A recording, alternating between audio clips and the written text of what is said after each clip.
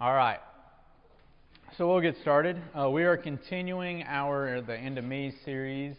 We've kind of been walking through this. I think this is our sixth lesson. Going off of the idea of we come into a more full, fulfilled relationship with Jesus when we come to the end of ourselves, because at the end of ourselves is where the relationship with Jesus truly begins. When in our pride and in our selfishness or whatever get in the way and think that we can control our lives, we compromise what God can do through us and in us. And tonight, we're going to look at a difficult topic. I think maybe more difficult for the guys in the room than maybe the girls because of our pride and our masculinity or whatever. But the idea of helpless to be empowered. And so the first question is this: do you ask for help? Yeah? So you're lost, you're driving down the road. Would you ask for help? Matt's the only honest one so far. So if you absolutely need it, is going to Google. That's like closet asking for help. Yeah, I Google stuff all the time. So. Yeah, YouTube, like, why even ask somebody how to do it anymore? Just go to YouTube. You can figure anything out on YouTube. So yeah, the common stereotype for men is apparently we'll drive 100 miles in the wrong direction rather than pulling over and asking for directions.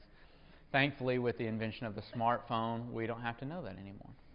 Because surely within 100 miles we'll get cell phone signal and we'll know exactly where we're at. And so...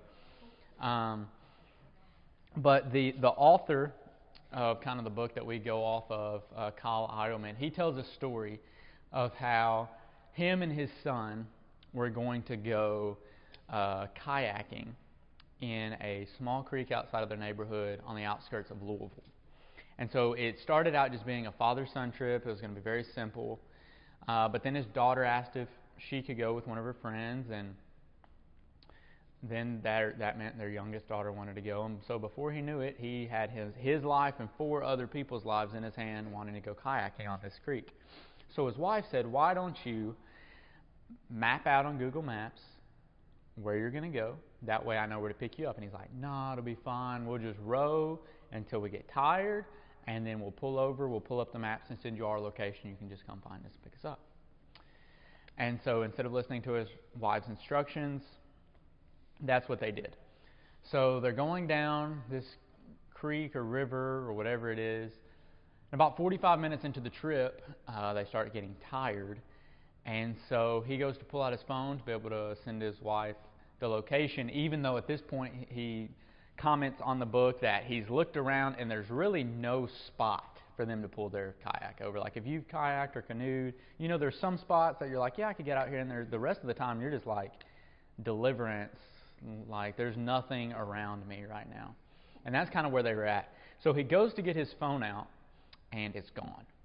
The bag and the phone that he had the bag that he had the phone in, gone. At some point of the trip, has fallen out. Apparently his kids didn't have a phone because he had no way of communicating back with his wife. So he said, we're just going to keep on going. And he said about 2 hours into the trip, they come up on a house. Like relief. He said at this point, like his son has already given him the statement of, Dad, my arms aren't working right anymore. His daughter multiple times has said, Dad, this is not what I've signed up for. Like what started as a fun family event has turned into a miserable, everybody is in a mood, you understand, trip. Where you're like, just get this over with.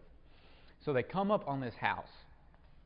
And he tells that there's a woman outside of the house doing some yard work and stuff. And he said, just something inside of me just couldn't make myself formulate words to even speak to this woman as we're drifting by her house. And he said, one of my daughters said, Dad, are you not going to ask for help? And he said, my words were this: I'm sure there's a bridge somewhere up the road. And so they kept floating. 2 more hours later, And they finally come up on an overpass, a bridge. And he said, at this point, I don't care who it was, where it was, we were going to find help. He said, I finally got to the point of humility of get this trip over with, whatever it takes, whoever it takes we have to talk to. And so he said, I sent my son up to the road to try to wave down cars. He said, because me, as a middle-aged 30 man, as frazzled as I was in that moment, he said, not a car would have pulled over. But for this nice, innocent 8-year-old standing on the side of the road, they'll probably pull over and stop. So a guy finally pulls over and stops, lets him use his phone, and they called his wife. And he said, the first thing my wife said was, you lost your phone, didn't you? Because she was expecting a phone call about 4 hours earlier than that and never received one. And so he tells that story, and whether or not we've had an exact story like that, we have all, and especially if we're guys, have probably gotten ourselves into situations that wouldn't have been as bad as they turned out to be, simply because we were too just prideful to say, you know what, I need to stop here and just take my losses and ask for help. But we keep trying and trying and trying, and we keep digging ourselves deeper into holes, and next thing we know, we've made way more of a mess out of it than if we started. I heard a story that a guy told one time. He was trying to fix his garbage disposal. He worked on it and worked on it and worked on it. And after working on it for 2 or 3 hours, he called a man that he knew that worked on things like that. The guy came over, and the guy said, next time, why don't you just call me first? Because it's going to take me longer to fix what you've done than as if you would have just called me to start with. Because now I have to figure out, how did you even get it to the point that it's at right now? And that's just how it happens a lot of times. We think we can do it. And so whether it's a garbage disposal, whether it's a canoe trip, but really like in our everyday lives, the decisions we make and everything like that, if we're not willing to admit that we're truly helpless and that we need help, God will never be able to empower us and give us the power we need to get through life. Because we want to do it. We can control our lives. We can get ourselves out of this situation. And the fear of, I guess, portraying that we're helpless and we can't do it by ourselves, I think we're scared of that sometimes. And if we don't allow ourselves to kind of get to that helpless nature of saying, God, I truly need you, then we're not going to be able to be used by Him how He wants us to. We're going to look at a story tonight that probably most of you have heard. It's healing a lame man at a pool called Bethesda in John chapter 5. So it's on the back of your sheet. I've actually, on the back of your sheet, attached a picture of this pool that we took. I took this picture when me and Rebecca went to Israel. And so just so you can kind of get a visual of what this would look like as we read the story. And it is the first 9 verses of chapter 5. So it says this: after this, this is, Jesus performing miracles. He just healed an official's son. And John, in his gospel, we see that miracles are kind of the main way that he shows that Jesus is the Son of God, the Savior of the world. So each of the synoptic Gospels, Matthew, Mark, Luke, and John, each have their own specific focus that they focus on. Some focus on the teachings, some focus on the parables. John, though, specifically focuses on the miracles of Jesus. And so this is one of those miracles. And it says, so after he healed this man's son, a Jewish festival took place, and Jesus went up to Jerusalem. By the sheep gate in Jerusalem, there is a pool called Bethesda, in Hebrew, which has 5 colonnades, or like columns, rows of columns supporting this roof. And so within these lay a large number of the sick, blind, lame, and paralyzed, waiting for the moving of the water, because an angel would go down into the pool from time to time and stir up the water. And then the first one who got in the water after it was stirred up recovered from whatever ailment he or she had. And so one man was there who had been sick for 38 years. And when Jesus saw him lying there and knew he had already been there a long time, He said to him, "Do you want to get well?" Sir, the sick man answered, I don't have a man to put me into the pool when the water is stirred up, but when I am coming, someone goes down ahead of me. Get up, Jesus told him, pick up your mat and walk. Instantly, the man got well, picked up his mat, and started to walk. So we're going to see 6 things tonight, kind of 6 principles, 6 things to think about on this idea of helpless to be empowered. The first thing is frozen by change. Frozen by change. We ask this question in here quite a bit because I think it's important, but we all react to change in different ways. Some of us like change. Some of us are staunchly against change. Some of us are kind of somewhere in the middle. We're okay with change, but we would rather it be gradual. If it doesn't directly impact us, we might not care that much. I'm okay with change as long as there's a purpose behind the change. I don't really like senseless change for no reason or change that makes things more difficult. I'm okay with my apps automatically updating, but sometimes the update seems more complicated than the app worked before. It's why didn't you just leave it alone? Everybody knew how to function it now. Now I don't even know how to get back to where I was at. You made this way more complicated than it was. But we all react to change differently. And so the question to ask here is, how can you better trust God? How can you better trust what God is doing in your life? So that's a question, kind of talk back. How can you better trust what God is doing in your life?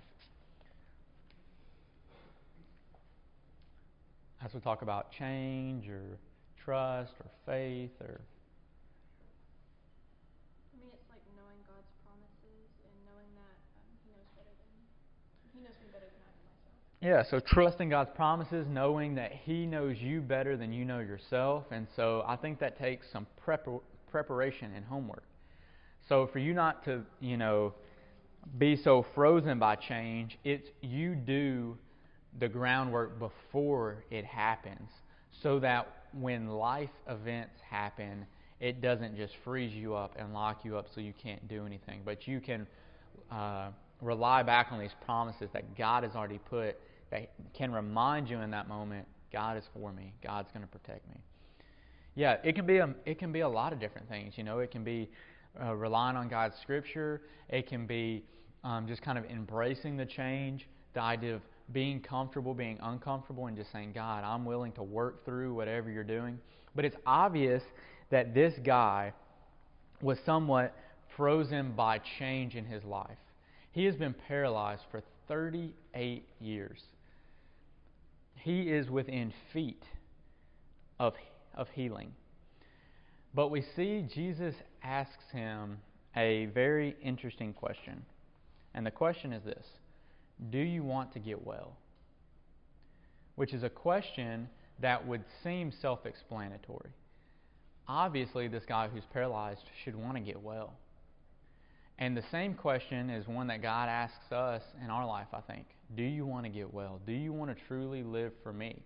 And while that should seem like an easy question for us to answer, and while we might say, just like this man said, of course I want to get well. Look, I'm sitting here right by this pool. A lot of times we do the same thing. We go to church. We sit in a place where there is opportunity for change. We come to things like this where we have opportunity for change. But Jesus sits and asks us the same question. Why aren't you changed? If you're sitting here in an environment for change, why haven't you been changed yet?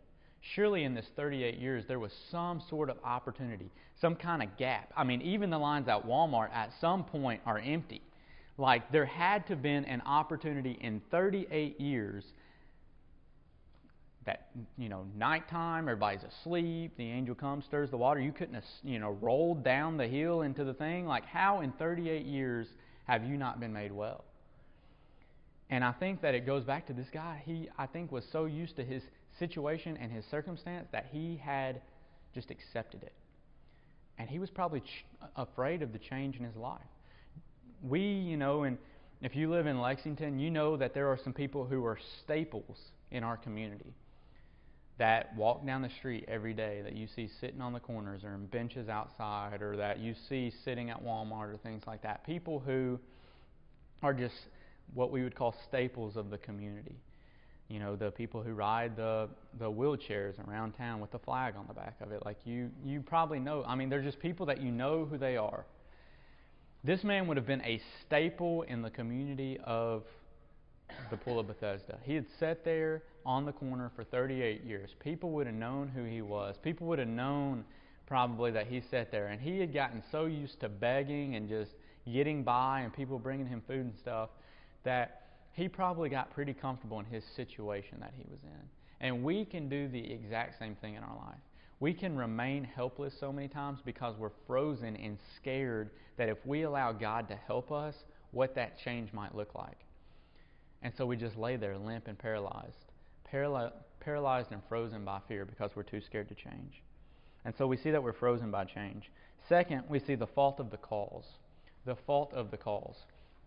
So we all have situations in our life that cause us to be separated from God, to be paralyzed from doing what God has called us to do.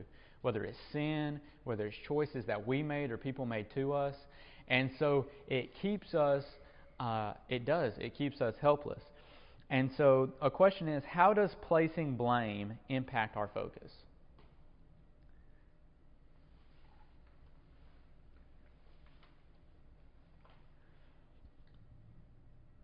So placing blame, how can that impact our focus? I mean, when you're placing like blame on like someone else other than yourself, you're focusing on more of what they did wrong and not what you could do better. Yeah. So you're removing responsibility a lot of times. So when you place blame on another person, it removes that responsibility from you, and it's like it's their fault. This is something they should have done. And that's exactly what this guy did. So Jesus asks him, why are you so frozen to this idea of change? And look at what the man says. He says, "Sir, I don't have a man to put me into the pool when the water is stirred up. But when I am coming, someone goes down ahead of me." So what he's doing is putting fault on other people. He's been sitting there for 38 years, and the reason he can't get into the water is because nobody else will help him. He has taken the responsibility off himself and off the reason that he hasn't changed out of his situation and his circumstance. And he's maybe blaming other people. He might even be blaming God. Because in this age, if you had some kind of ailment or sickness, or like this man, he was paralyzed, people would have thought that your parents or you did something that was a sin against God, and that's why you have this situation and circumstance you're in. So maybe he was even shifting the blame off of himself to the person who wouldn't take him. Maybe he was blaming his parents because he maybe thought in his head, my parents did something against God, and maybe he was even blaming God. And we do that exact same thing. We have faults in our life, but instead of taking responsibility and saying, you know what, at the end of the day, I am the only one who can control my attitude and my actions and my focus, we would rather shift the blame. I see it all the time in ministry. And to be honest, I come across a lot of people who have been dealt a lot of bad hands. I mean, I have been very fortunate, and I am very grateful to have the upbringing that I have, to have the opportunities that I've had. I mean, I realize that God has blessed me tremendously. Far, far better than a lot of people that I see. But even in those situations, there are so many people who, while they've been dealt a bad hand, they have opportunity to get out of it. And they just can't get out of their own way. They would rather play the victim than say, you know what?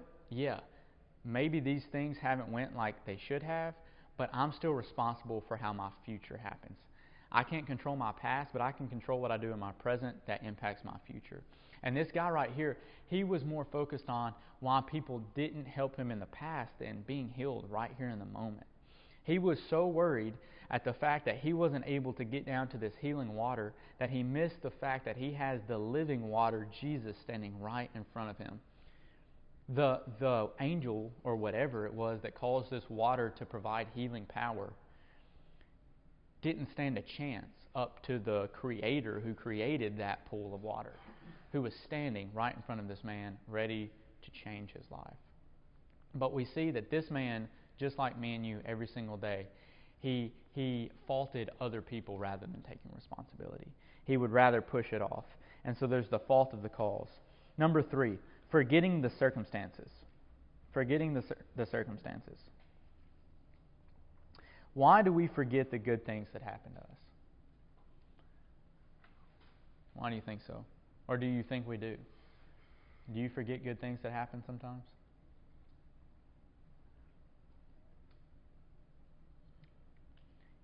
I think that it's easy to forget good or bad situations depending on the environment you put around you. So it might be hard to remember the good things that happen in your life if you constantly have negativity speaking into you. So it's hard to believe that there's good things happening in this world when you constantly look at the news and you see that there's shootings and killings and murders and tsunamis and earthquakes and all of these things, and you're like, man, this world is just wicked and evil. But then if you go outside and you start talking to people, you realize, like, we have more commonality than the news would like to tell us a lot of times. Most people, if you talk to them, I've been all over the country, all over the world, Seattle, Washington, Montrose, Colorado, Las Vegas, Nevada, and people are generally nice to you. Like, even in Seattle, Washington, people who were strung out and homeless if you talk to them, for the most part, 8 out of 10 people were nice. They at least would communicate. But if you constantly have that negativity in your life, you're going to turn good things into bad. But it's the same if you have positivity in your life, you can bring good things out of bad situations. Look at this environment that this man has been in for a majority of his life. For 38 years, the community that he has surrounded himself in, the circumstances that he's allowed to pour into his life, are the people who are deaf, who are blind, who are paralyzed. All he knows is this negative atmosphere. And so it shouldn't be that far outside of our realm of imagination for us to see that it's probably hard for him to have some positivity in his life. Because he has seen other people healed. He's seen one person occasionally have their ailment taken from them. But for the most part, all he sees around him is sickness and death and struggles. You have to imagine in his 38 years, he saw a lot of his friends, all the people that he cared about around him try to get to that hope, try to get to that healing, and they didn't make it in time, and their life was taken, and they're just laying there because they didn't make it. And so it's really easy to maybe forget your circumstances and forget that there is hope out there. There is healing out there. He probably thought 38 years, I don't stand a chance. I'm going to die in this spot. And for us, it's really easy to get so caught up in our situation and our circumstances in the moment that we forget that we have so much life ahead of us and that God still wants to use us so much. But we overlook it, or we ignore the warning signs. We ignore the pain. We push it down instead of getting help. We try to hide it. This is an odd question I'm about to ask, but I'm going to go for it anyways, and we have some medical people in the room, so maybe you'll appreciate this. If you were to guess what the largest tumor to ever be removed from a person, what would you guess that would be? The largest tumor ever to be removed. Like in size or weight? Weight. 24 pounds. What's that close? Who says under 24 pounds? Who says over 24 pounds? Okay. Let's hear some more guesses. I'm going to guess 40. 40. All right. Any more? 200. Huh? 200. 200. All right. Over, under 200. Over 200. Under 200. The largest tumor ever removed. 1991. 36-year-old woman. Stanford University.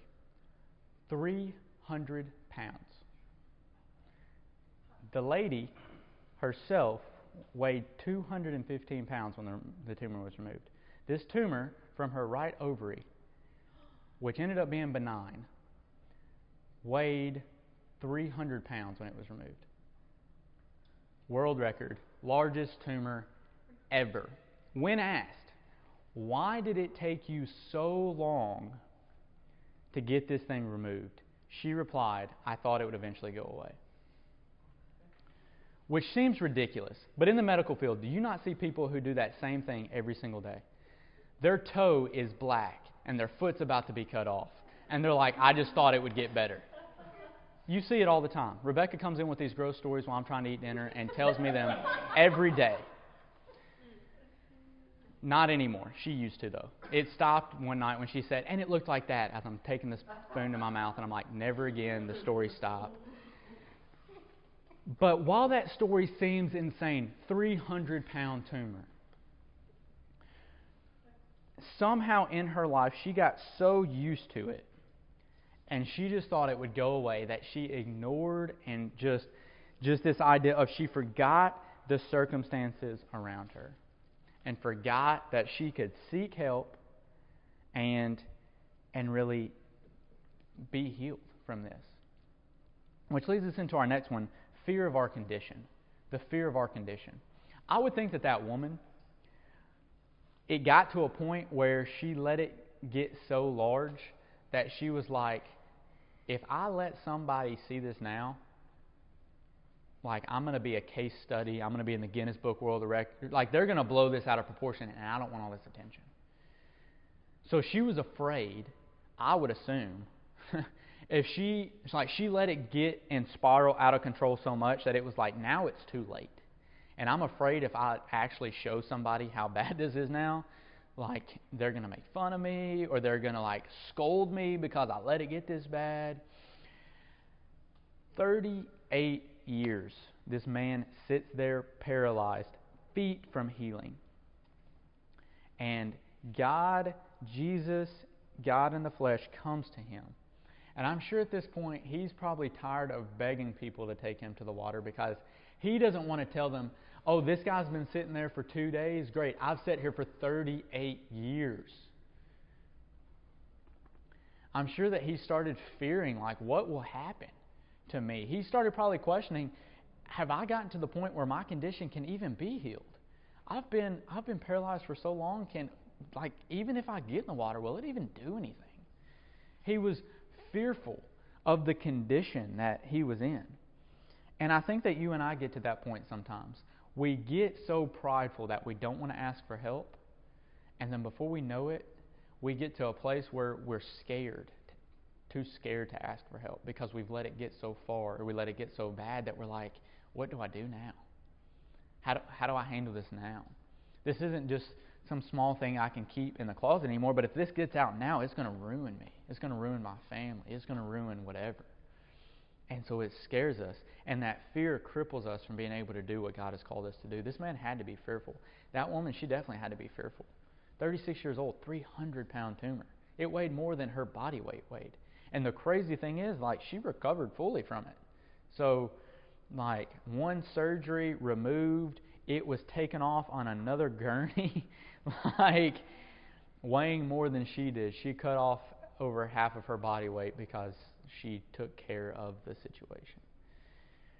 But she was afraid, because she was afraid, if I actually try to get this taken care of, would it kill me now because I waited so long? And I think that we're afraid of that too. If we go to God and ask him for help, what will happen? And we're afraid. If I go and repent of this sin, if I go and ask somebody for help, will they not think I'm as good of a leader as I once was? Will they not think I'm as good as a person as I once was? If I let my guard down and let somebody else in, what will happen? And it fears us, and that fear freezes us. So the fear of our condition. Number 5, found out by can't. Found out by can't. Which seems kind of weird, and it's probably not even good English, but the point remains the same. This guy pretty much gave the example of, I can't get better because fill in the blank. I hear in student ministry some of the worst excuses I've ever heard in my life for why somebody can't do something.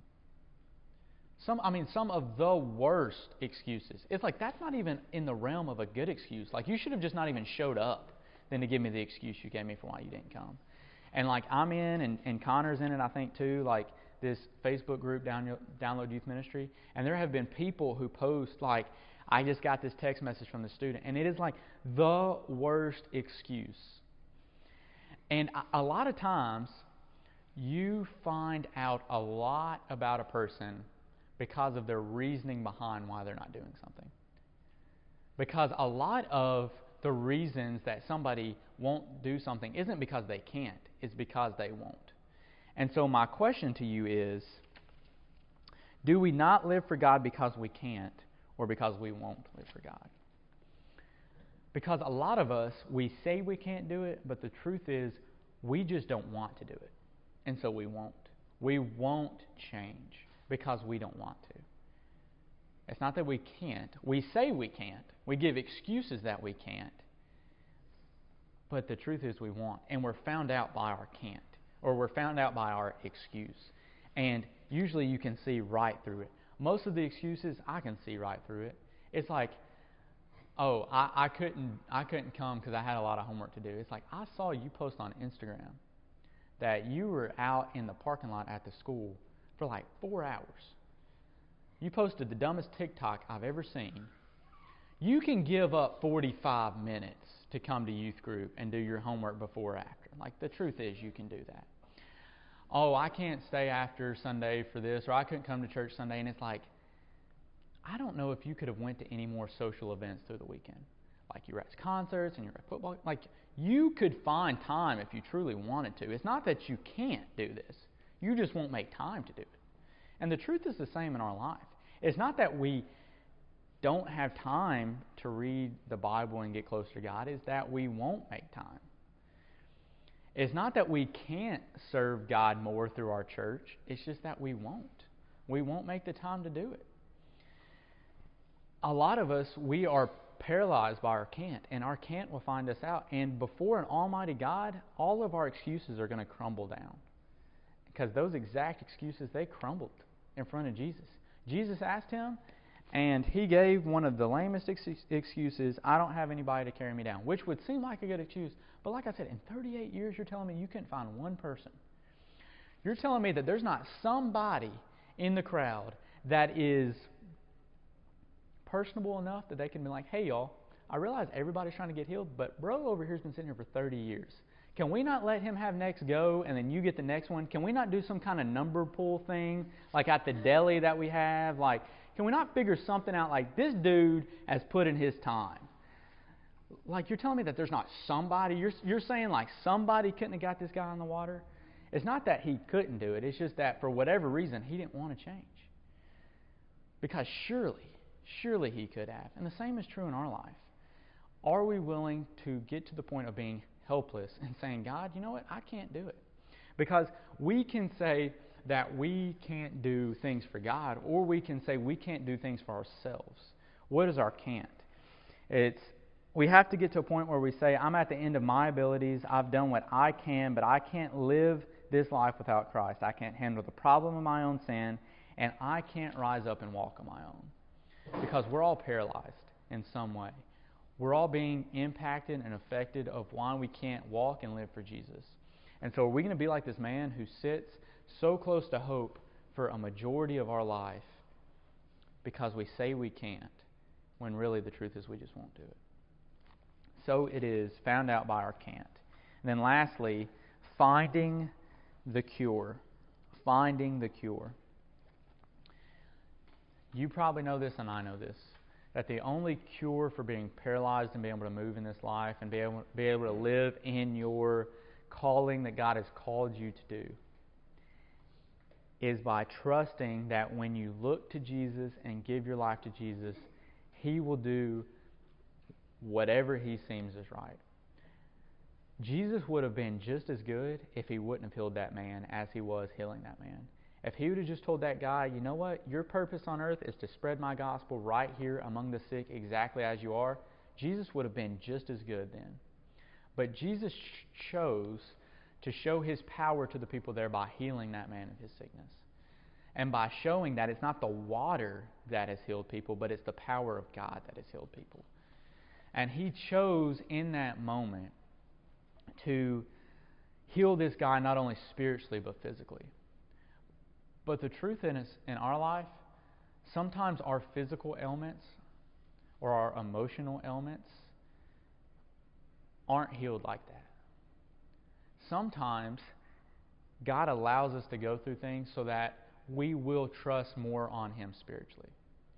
Sometimes He allows us to go through things in life, these trials, to impact and strengthen our testimony and our faith in Him. I'm going to be honest with you. My faith in God wouldn't be where it was at if I haven't went through some of the things that I've gone through. And in the moment, I, of course, didn't want to go through those situations. But now, looking back, I'm thankful that in those moments, I had the foundation, like Ashley talked about, where I could lean on the promises of God so I could get through them, and it didn't just crush me, but I was able to get through them and grow and strengthen in Christ. And I know that there's a lot of people in here who are going through a lot of different things. It might be physical, it might be emotional, it might be spiritual. And honestly, you feel helpless, and you feel like there's no way out. And so whenever I tell you that God wants to empower you, you might really question that, just like this guy questioned it. And I'm not going to give you false hope that, if you claim it or, you'll get it. Like, that's not how the gospel works. That's not how Jesus works sometimes. But I do know that if you trust in God, He will protect you and He will provide for you in ways that you can't understand. That man, even though it doesn't even seem like he was looking for physical healing in this story, was physically healed.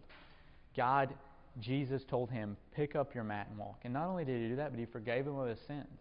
And because of that, the people around was able to see the power of God. And God is ready to empower you and be able to show His power through you. And it might be through the strengths that He's given you, but it might be through your weaknesses as well.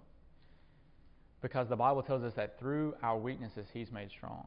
And sometimes it takes us to get to a really weak point before we're helpless enough to trust in God.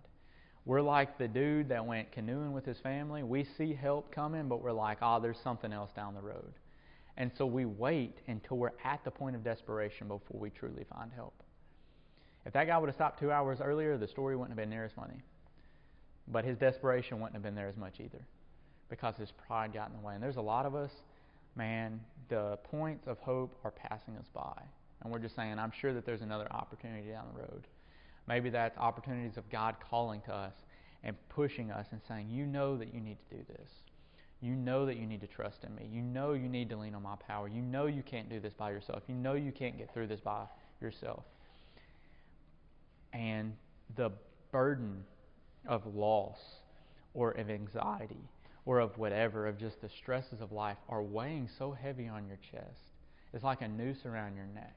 And every single day, you carry that burden that life has to offer. And instead of just saying, God, I am helpless and I can't get through this, and just even being transparent with Him and saying, I don't understand this and I don't like this, and I question why you would have allowed me to go through this, but I trust in you. Dump that burden off. Get to that point of helplessness so He can help you. And stop trying to carry it by yourself. Because the weight of this world will crush us if we keep trying to carry it. The suffocation of allowing those emotional and physical baggage to weigh on us will make your life miserable. It will get you to a point where you can find no joy in life. It will drive a wedge between you and God. It will drive a wedge between you and your loved ones, between you and your friends, between you and enemies. It'll make you have a poor outlook on life. It'll make you get to a place where you don't have hope. And if we see anything in the gospel, if we see anything in the Bible, is that every single time in situations where it seems like there was no way out, when people trusted in God, He provided hope. And He provided a future for them. And just like God blessing us through Mr. Phil, manna from heaven in the form of Zaxby's chicken. I always thought manna was chicken minis, but sometimes it comes as Zaxby's chicken strips too. Thank you, Mr. Phil. Love you. But to bring it back, God wants to use our life. God has not made a mistake, and your life has not been wasted. I'm sure this guy thought he wasted his life because he sat by this pool for 38 years. But guess what? We're reading about his story in the Bible, and thousands of years later, his testimony is making an impact on people. Your testimony is not wasted either. Your life is not wasted. The situations that you're going through is not wasted. But you have to put it in the hands of God. And you have to say, God, I'm going to allow myself to admit to you that I'm helpless and I need you so that you can empower me. And the only way we can do that is if we lay our pride aside and we ask Him for help. I don't know what's going on in the hearts and the minds of the people in the room tonight, but I know this. More times than not, I allow myself to get to a very dry, emotionally, physically, mentally, spiritually place. Too dry a lot of times before I ask help from others and from God. And it's always not worth it. It never reaps the benefits. I think if I can just push through a little harder, if I can just get through this another week, if I can just do this another month, then it'll slow down. Life never slows down. The stresses never get smaller. It never gets easier. But if we trust in God, if we put our faith in God and we say, God, you know what? I need you to take this burden off of me. I can't hold this anymore. I can't continue to carry this. I need you to empower me. He will do it. It might not be overnight. He's not going to just push all of our problems away. You know, a lot of times we have a problem here and we're on this side of it and we say, God, I want you to just remove me from my problem. And we expect Him to just pick us up and set us on the other side when God is going to take us by the hand and take us through the problem. It's going to be painful. It might be longer than we want to do. It might not be the journey we want to take. But it's the way that God teaches us and strengthens us and keeps us humble. Because if He gave us everything we asked, He knows that in our pride we're going to think we did it by ourselves, even though we asked Him. Have you ever prayed, God, will you do this? And it happened and you're like, oh, God, never mind, this happened for me. Instead of saying, like, thanks, God, for, like, providing for me immediately. We said, oh, just kidding, God, like, it worked out for me, like, real quick. Like, a lot of times it takes time before. Like, just think of Abraham. He waited 25 years for his promised child. And in that time, he got a little impatient and tried to figure things out himself, and the world has never been the same because of it. And in our life, a lot of times we don't trust in God's plan and His process for us, and we try to put it in the microwave instead of putting it in a crock pot and just letting it soak and simmer. And I'll just tell you this, food in a crock pot is always better than a microwave. You can just tell the difference. And we wonder why our spiritual lives are so dry sometimes, and it's because we've heated it up too quick instead of letting it marinate and soak and be able to get all of the juices and the flowing of the gospel in our lives. It's not always quick. It's not always easy. But in this quick, self-gratification, instantaneous generation we live in, we expect God to work on that timetable. And He doesn't always do it. So stop trying to microwave what God's wanting to slow cook in your life. He's trying to do a mighty work in each and every one of you. He sometimes, though, allows us to get to a point of helplessness so we'll seek Him for empowerment. So what do you need to kind of lay down at His feet tonight? The question is, this week, I will trust God more by blank. And a question I just want to leave you with is the same question that Jesus asked this man as he's laying there. And the question is this: do you want to get well? Do you truly want to get well? Do you want God to use your life?